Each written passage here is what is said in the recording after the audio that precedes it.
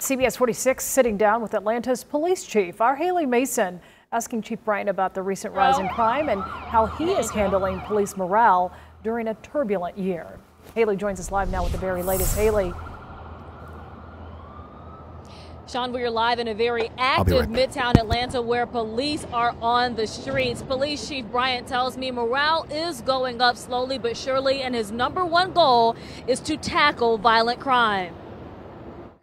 Atlanta Police Chief Rodney Bryant holds one of the most challenging positions in the city, tasked with bringing a stop to surging violent crimes and murders, while also trying to rebuild a fractured police force. Things could be better, but I believe we're on the right path. Murders, assaults, and robberies have gone up exponentially in the last couple years as gun violence has become nearly a daily occurrence. Bryant, 1 month on the job as a full-time chief, tells me turning this around is his first goal. My short-term goal is to put a very aggressive plan to address the violent crime. He says long-term he wants to continue stabilizing staffing after dozens of officers left the force last year during protest and the Defund the Police movement. Morale has gotten better, but we still have a ways to go.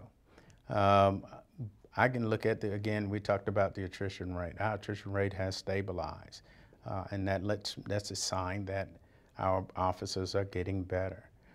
We are still able to recruit people to our police department. APD not viewed favorably by a group of Buckhead residents committing to leaving the city. They want to form their own government and police force. I think the chief is wrong, so I would expect to see anywhere from 200 to 300 Buckhead City police officers maintaining that 32-mile jurisdiction. I talked with the group's leader, Bill White, as he traveled to meet with San Francisco police for research. Well, a couple of things need to change for the chief to be correct.